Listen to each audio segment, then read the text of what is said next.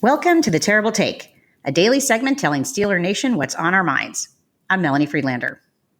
When we consider a team's potential, we typically start with stats, a player's height, weight, even hand size.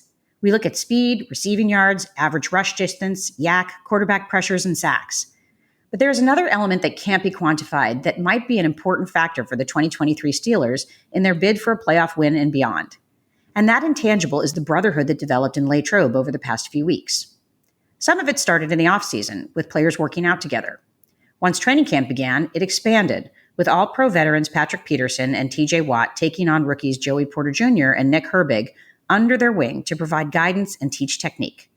When the team brought in free agent Quan Alexander, the other inside linebackers welcomed him and worked on getting him up to speed. There was a competition for the starting role, sure, but Landon Roberts, also new to the Steelers, made a point that it was good for the defense, and he welcomed it. And based on what we've seen since then, he meant what he said. A healthy team is important from an injury standpoint, but a healthy locker room matters too.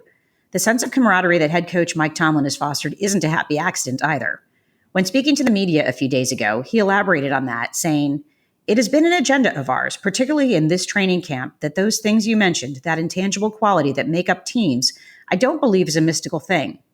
I don't want to hope that it develops. I don't want to watch it develop. I want to create it.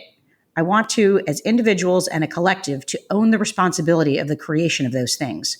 Whether it is the creation of a good day or whether it is the creation of brotherhood that it represents team, we own that." When Jaylen Warren has a crazy long touchdown, RB1 Najee Harris isn't threatened, even though he needs a good year if he wants a contract extension. He's running down the field to congratulate Warren. We have seen those bonds that players have developed. A few said they were sad to leave training camp, and that's saying a lot considering the sleeping arrangements in those dorms.